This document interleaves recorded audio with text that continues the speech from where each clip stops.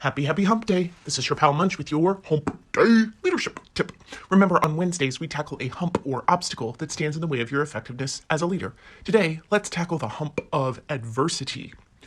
Leaders, if you are a fan of college football and happen to tune into the national championship game on Monday night between Michigan, who was ranked number 1, and Washington, who was ranked number 2, you saw a battle against adversity.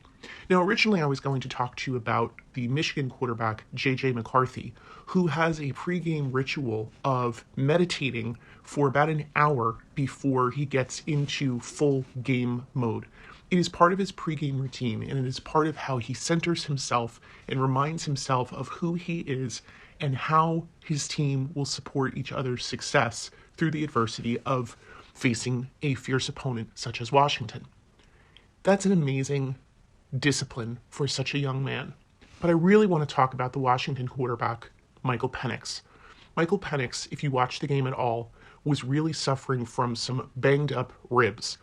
And by the end of the game, he could barely lift his non-throwing arm. And yet, he didn't sit. He didn't ask the coach to take him out. He knew that the best chance for his team to go and match Michigan and try to beat them was to stay in the game and to lead his team. They ended up falling short, and Michigan won by 3 touchdowns. And that was great for Michigan fans. I happen to be one. But what was really amazing was how both quarterbacks dealt with adversity in this pinnacle of their college career, the national championship. How do you handle adversity?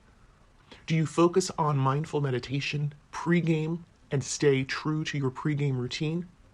Or when you are really up against it during the game, do you stay in the game, do you play through the pain, and do you do whatever it takes to continue to lead your team?